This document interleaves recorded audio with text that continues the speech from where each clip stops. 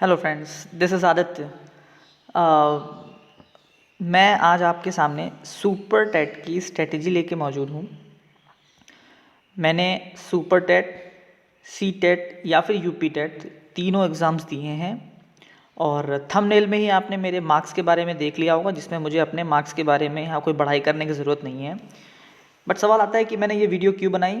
तो ये मैं वीडियो इसलिए बना रहा हूँ क्योंकि मेरे बहुत से फ्रेंड्स, मेरे सीनियर्स, मेरे जूनियर्स, वो मुझसे हमेशा पूछते हैं कि तुम्हारे इतने अच्छे मार्क्स आए तो तुमने क्या स्ट्रेटेजी अपनाई थी।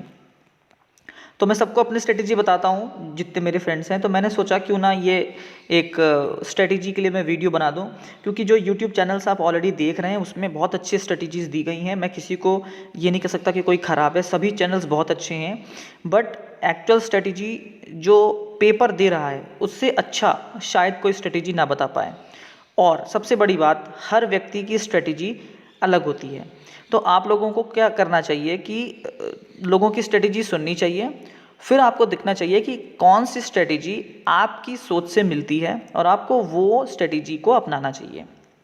मैं अपनी स्ट्रेटेजीज बता रहा हूँ या फिर मैं आपको सिर्फ इसमें ये बताने वाला हूँ कि आप वाकई में क्या करें, क्योंकि आपको पता है सुपर टेट के लिए बहुत नंबर ऑफ सब्जेक्ट्स हैं। एसएससी से कोई कम एग्ज़ाम नहीं है, नाम है सुपर टेट, लेकिन ये वाकई में एसएससी से कम एग्ज़ाम नहीं है। आपको बोला जाएगा कि जो लेवल है वो 8 तक का है, बट वाकई क्या लेवल 8 तक का है? बिल्कुल भी नहीं। ये आप पेपर अगर देखेंगे 2019 वाला सुपर टेट तो आपको समझ में आएगा कि जो लेवल है वो वाकई में 8 वाला नहीं है। नाम होता है 8 का। तो इन्हीं चीज़ों पे डिस्कशन कर लेते हैं कि आपको क्या कैसे पढ़ना है। आई होप आपको चीज़ें समझ में आएंगी। नहीं कुछ भी समझ में आए आप कमेंट सेक्शन में पूछ सकते हो। मैं कोई यहाँ पर अपना यूट्यूब चैनल चलाने के लिए नहीं, बस सिर्फ अपने फ्रेंड्स के लिए मैं ये वीडियो बना रहा हूँ, ताकि उनको मेरी स्ट्रेटेजी मालूम चले कि मैंने क्या किया था। So let's start. देखो भाई, ये रहा आपका सुपर टेट का पूरा सिलेबस, जिसमें आपको पूरी ये मार्किंग स्कीम मैं अभी आगे दिखाऊंगा। सब्जेक्ट्स क्या क्या दिए हैं, हिंदी है, मैथ है, साइंस है, पर्यावरण मतलब आपकी जो जीएस, बाल मनोविज्ञान, शिक्षण पद्धति, तार्किक ज्ञान, सामान्य ज्ञान, सूचना प्रौद्योगिकी और प्रबंधन एवं और योग्यता। अब ये जो सब्जेक्ट्स हैं इसमें आपको कुछ इसके डिस्क्रिप्शन भी दिया है कि जैसे हिंदी भाषा में क्या आ सकता है, व्याकरण और समझ केवल। अब व्याकरण और समझ का मतलब केवल व्याकरण और समझ से नहीं है, इसमें बहुत सी चीज़ें होती हैं। जैसे गणित में आपको केवल गणितीय प्रक्रिया, विभेदीकरण, दशमलव, साधारण, चक्रवृद्धि, ब्याज, तो क्या केवल इतना ही आता है? ठीक है, देख लेते हैं विज्ञान में क्या आता है। तो ये तो आपको सबको पता है कि ये आता है पेपर में, बट वाकई में पेपर का लेवल क्या है वो हमको देखना है। अब मैं आपको आगे मार्किंग स्कीम दिखा रहा हूँ, जो मैंने पेपर देने के बाद, या फिर आप सभी लोग देख पाएंगे पेपर देने के बाद वो पेपर में क्या आता है और जो ये यहाँ पे चीज़ें दी गई हैं वो वहाँ पर किस तरीके से हैं। जैसे आपको लास्ट में दिख रहा होगा 10 नंबर पे प्रबंधन एवं और योग्यता। अब एक्चुअल में ये प्रबंधन और योग्यता जो है ये कोई अलग से नहीं है, ये आपके बाल मनोविज्ञान और शिक्षण पद्धति में ही एक जुड़ा हुआ हिस्सा है। अगर आपने बीटीसी की होगी तो सभी सेमेस्टर्स में जो आपके 2 कंपलसरी सब्जेक्ट्स होते हैं उसी के ये सारे सब्जेक्ट हैं। बाल मनोविज्ञान भी है, शिक्षण पद्धतियाँ भी थी उसी में, और प्रबंधन एवं योग्यता लास्ट में आपने आके ये भी पढ़ा होगा। तो ये जो 3 सेक्शन इन्होंने जो 3 अलग अलग जोड़े हैं, एक्चुअल में ये बीटीसी ही है आपका। कौन कौन? बाल मनोविज्ञान, शिक्षण पद्धति और प्रबंधन और योग्यता। तो अगर आपके पास, मैं फिर से बोलूँगा, ये शायद लोग कहेंगे कि अरे आप इतना लंबा क्या बता रहे हैं, बट अभी आपके पास टाइम भी है, पेपर भी नहीं लगा। ये तीनों जो हैं आप अपने बीटीसी, मैंने बीटीसी के, मैं इसलिए बीएड का नहीं बता सकता, बीटीसी बता रहा हूँ, बीटीसी की जो बुक्स थी उसमें ये तीनों दिए हुए हैं। आप उन कंपलसरी सब्जेक्ट्स को एक बार फिर से रीड कर लेंगे तो आपको चीज़ें याद आ जाएंगी, और कुछ भी नहीं है। कोई अलग से इसकी बुक उसकी बुक ये वो करने की ज़रूरत नहीं है। ये तीनों आपके बीटीसी के कंपलसरी सब्जेक्ट्स हैं। कौन कौन से, मैं फिर से बता देता हूँ। तो इसमें आपके कौन कौन से हो गए? आपके बाल मनोविज्ञान हो गया, शिक्षण पद्धति हो गया, प्रबंधन एवं योग्यता, ये तीनों आपके बीटीसी से हैं। तो वो आप फिर से कंपलसरी सब्जेक्ट्स को पढ़ लेंगे तो डेफिनेटली आपको चीज़ें याद हो जाएंगी। नेक्स्ट आप देख लेते हैं हम सबसे बड़ा जो फैक्टर होता है पेपर का वो आपका जीके, जीएस और आपकी करंट अफेयर्स, ये सबसे ज़्यादा मार्क्स आपका खींचता है और इसी से प्रेशर भी बनता है।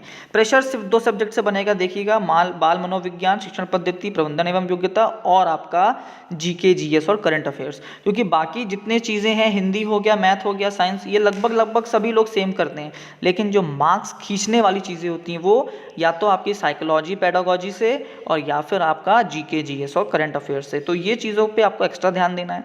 अब आप देखिए ध्यान से कि जीके, जीएस में क्या क्या है। यहाँ पे पर्यावरण और सामाजिक अध्ययन, पृथ्वी की संरचना, यातायात, सड़क सुरक्षा प्रणाली, सामान्य भूगोल।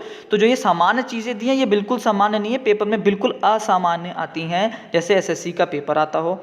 तो यहाँ पर आपको पर्यावरण सामाजिक हो गया, फिर आपका सामान्य ज्ञान में ही आपका करंट अफेयर्स आता है और ये सबसे बड़ा हिस्सा है इस पेपर का, 40 नंबर का, 40 मार्क्स का। उसके बाद आपकी जो रीजनिंग आती है वो आनी है, फिर आपका कंप्यूटर आना है और आपका पेपर ख़त्म। अब जरा देख लेते हैं, इसको मैंने इस मार्क्स में डिस्ट्रीब्यूट किया है। हिंदी 20 मार्क्स की आनी है। अब जो ये हिंदी 20 मार्क्स की आनी है, इसके लिए आपको क्या करना है, तो देखिए भाई, आपको व्याकरण की अच्छी समझ होनी चाहिए, जिसमें अलंकार हो, चाहे आपका संधि विच्छेद हो। इस तरह की जो टॉपिक हैं, जो हिंदी के टॉपिक हैं, जो आप टेट में पढ़ते हैं, वो टॉपिक बिल्कुल कंठस्थ होने चाहिए। इसके क्वेश्चंस बहुत सारे आते हैं, अगर आप टेट का पेपर उठाएंगे तो आपको बहुत सारे क्वेश्चन मिलने वाले हैं। तो आपको चाहे संधि विच्छेद हो, समास तो बहुत ही इंपॉर्टेंट है, वो पक्का आता है। तो ये जो 4-5 टॉपिक हैं, अगर आप लोगों को लगेगा कि मैं टॉपिक वाइज भी बताऊं कि कौन कौन से टॉपिक, तो मैं वो एक वीडियो अलग से बना दूंगा। लेकिन हिंदी में जो आपके ये कॉमन टॉपिक हैं ये आपको आने चाहिए। एक या 2 आपके में पैसेज भी आते हैं जो कि आसान से होते हैं, बहुत टफ नहीं होते हैं, 1-2 क्वेश्चन उसके ट्रिकी होते हैं, बाकी वो भी अच्छा आता है। संस्कृत 10 मार्क्स की मैं कहूँगा मीडियम आती है, बहुत आसान भी नहीं तो बहुत कठिन भी नहीं, संस्कृत मीडियम आती है। इंग्लिश भी मीडियम आती है, बहुत कठिन नहीं, बहुत आसान नहीं, थोड़ा सा आपको पढ़ के ही जाना पड़ेगा, प्रीपोजिशंस तो पढ़ने ही पड़ेंगे आपको कम से कम, और उसमें भी पैसेज आ जाता है। तो ये जो 10 मार्क्स हैं, यहाँ से भी आप आराम से मार्क्स खींच सकते हो, कोई बहुत एक्स्ट्रा स्टडी की ज़रूरत इन दोनों के लिए आपको नहीं है। हिंदी ज़रूर आपको देखनी पड़ेगी। चाइल्ड साइकोलॉजी, टीचिंग मैथोलॉजी, जो आपका 20 मार्क्स और 10 मार्क्स कौन से, वो प्रबंधन वाला, ये 30 मार्क्स जो हैं ये भी बहुत इंपॉर्टेंट है आपके 30 मार्क्स। इन 30 मार्क्स के लिए भी आपको मेहनत करनी पड़ेगी। फिर से कहूँगा, बीटीसी के जितने कंपलसरी सब्जेक्ट्स हैं उनको पढ़ डालिए, किसी भी कोचिंग के आपको नोट्स मिलते हैं उनको पढ़ डालिए, यूट्यूब पर जो चैनल बने हुए हैं उसमें जो क्वेश्चंस आते रहते हैं उनको देख डालिए। ये तो करने से नहीं, ये प्रैक्टिस करते रहिए, इन चीज़ों की क्वेश्चंस देखते रहिए। जितने क्वेश्चंस आप देखेंगे आपको पेपर में कोई ना कोई तो मिलेगा, और वो नहीं मिलेगा तो उसके जैसा मिलेगा, ताकि आप क्लिक कर सकें। पेपर में क्लिक होना चाहिए दिमाग में कि हाँ ये क्वेश्चन वैसा ही है, तो आप तुरंत वो करेंगे। तो चाइल्ड साइकोलॉजी और टीचिंग मैथोलॉजी के लिए मैं तो कहूँगा आप एक बार रीड करिए और फिर सिर्फ क्वेश्चंस पे फोकस करिए, आपका काम ज़रूर हो जाएगा। जीके, जीएस, करंट, इसको लास्ट में बताऊंगा। देखिए, साइंस जो आती है 10 मार्क्स की, ये मैं कहूँगा 10 तक की आती है। कुछ क्वेश्चंस 9th क्लास के भी आपको देखने को मिलेंगे, लेकिन 8th तक का तो आपको रटना ही है। 8th तक की साइंस तो आपको रटनी ही है any how. NCERT he recommend करूँगा, क्योंकि लोग कहते हैं कि एससीईआरटी से पढ़ लो क्योंकि पेपर यूपी का है, लेकिन ऐसा नहीं है।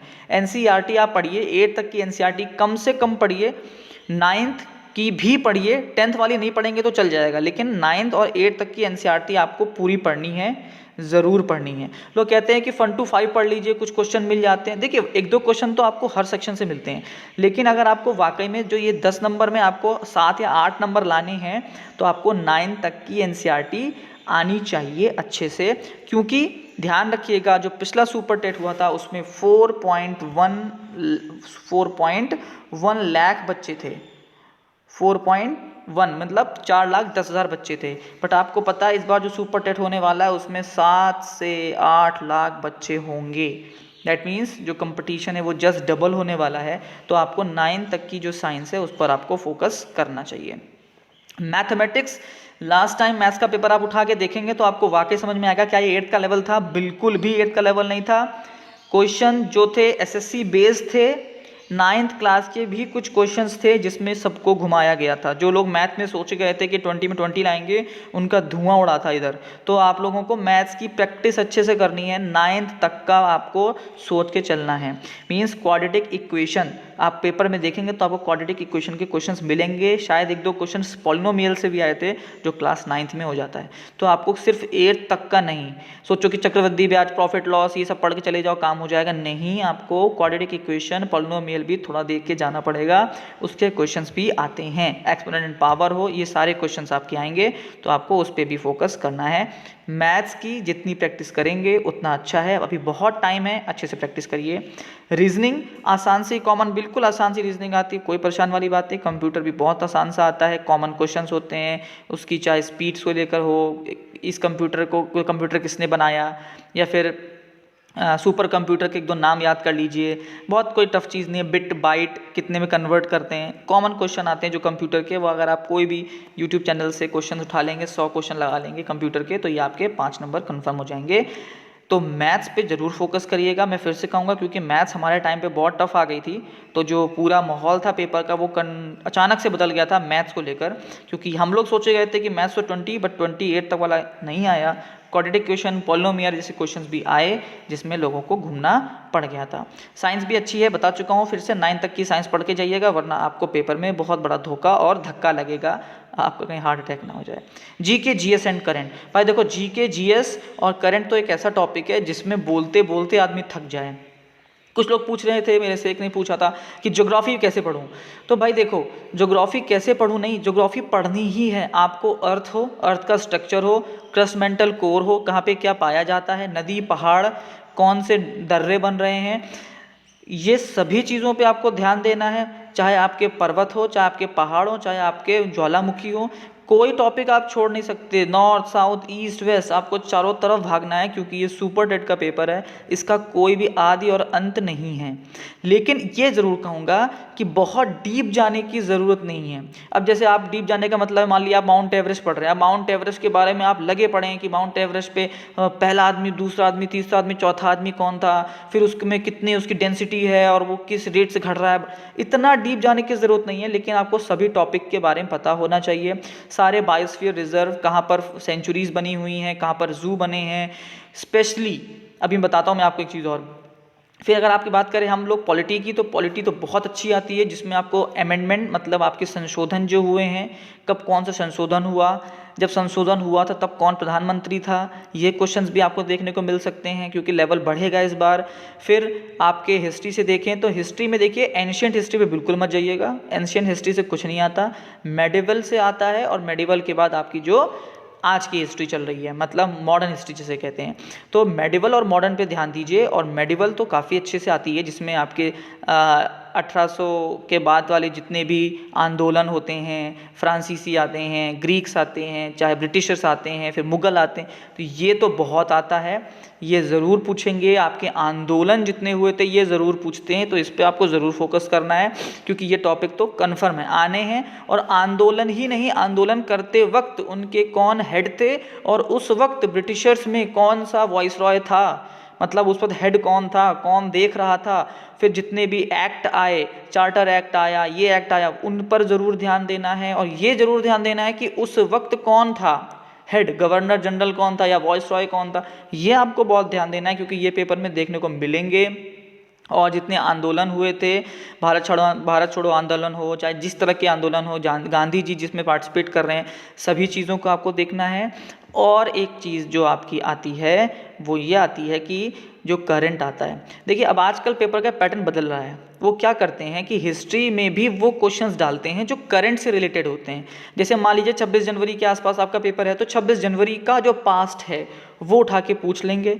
अगर 15 अगस्त के आसपास आपका पेपर हो रहा है, तो 15 अगस्त का पास्ट फिर आपको पूरा पढ़ के जाना है। अगर आपका पेपर मान लीजिए 2 अक्टूबर के आसपास पढ़ रहा है, तो 2 अक्टूबर से रिलेटेड जितनी चीज़ें हैं, मतलब गांधी जी से जितनी चीज़ें हैं, तो वो करंट प्लस हिस्ट्री को जोड़ रहे हैं, करंट प्लस ज्योग्राफी को जोड़ रहे हैं। मान लीजिए जैसे अभी इंडिया और चाइना का कहीं कुछ ना कुछ बवाल चल रहा है, तो जो वो लोकेशंस हैं वहाँ पर कोई एग्रीमेंट हुआ था क्या, वहाँ पर कितनी पोस्ट हैं, या फिर वहाँ पे जो पहाड़ हैं उनके बारे में, या फिर जो वो पूरी रेंज बनी हुई है हिमालयाज़ की, उस पे क्वेश्चंस पूछ सकते हैं। तो आप सोचोगे कि ये क्वेश्चन कैसे आ गया, ये तो बहुत डीप क्वेश्चन है, लेकिन एक्चुअल बात ये नहीं है। डीप क्वेश्चन तो है, डेफिनेटली है, लेकिन करंट में वो चल रहा था। तो करंट में जो टॉपिक चल रहे हैं उसकी हिस्ट्री आपको ज़रूर पता होनी चाहिए, उसकी ज्योग्राफी ज़रूर पता होनी चाहिए, उसकी पॉलिटी ज़रूर पता होनी चाहिए, क्योंकि पेपर का स्टैंडर्ड अब बदल रहा है। तो केवल करंट नहीं पढ़ना है, करंट में अगर कोई ऐसा टॉपिक आ रहा है जो पास्ट से रिलेटेड है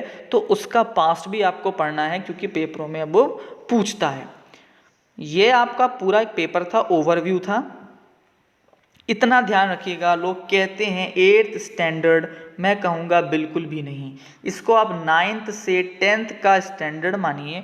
10th को एक बार आप छोड़ देंगे चलेगा, 10th थोड़ा ऊपर हो गया, बट 9th तक का तो आपको पढ़ना ही है हर हाल में। और जीएसजी के करंट में बता चुका हूँ, current plus history, current plus geography, current plus polity, सभी चीज़ों को आपको देखना है, तब जाके आप पेपर में कुछ अच्छा कर पाएंगे। मेरे हिसाब से जो कट ऑफ हमारे टाइम पर रखा गया था 90-97, 90-97, बट मुझे इस बार पूरी उम्मीद है कि कम से कम ये आपका 100 जाएगा और इधर शायद 110 भी जाए, क्योंकि नंबर ऑफ़ कैंडिडेट बढ़ने वाले हैं। लोगों को अब आइडिया हो गया है, नंबर ऑफ़ कोचिंग्स बहुत खुल चुकी हैं। तो मेरे हिसाब से आपको जो टक्कर है वो ज़्यादा देनी और मिलने वाली है। आई होप जो स्ट्रेटेजी मैंने अपनाई थी वो मैंने आपको बताई है, कैसे पढ़ना है, कहाँ से पढ़ना है वो बता दिया है आपको। रही बात, अगर आप सोचें कि आपने कौन सी बुक्स पढ़ी थी, कौन सा यूट्यूब चैनल देखा था, या क्या सोर्सेस थे, उस पर भी अगर आपको इन्फॉर्मेशन चाहिए मुझे आप बताइएगा। ये सिर्फ मैंने अपने फ्रेंड्स के लिए बनाया है, ताकि मुझे बार बार सबको ना बताकर एक बार फिर से वीडियो भेज दूंगा तो सब लोग जान जाएंगे। आई होप आपको समझ में आया होगा और इस स्ट्रेटेजी को अपनाइएगा। And I wish a very best of luck to everyone.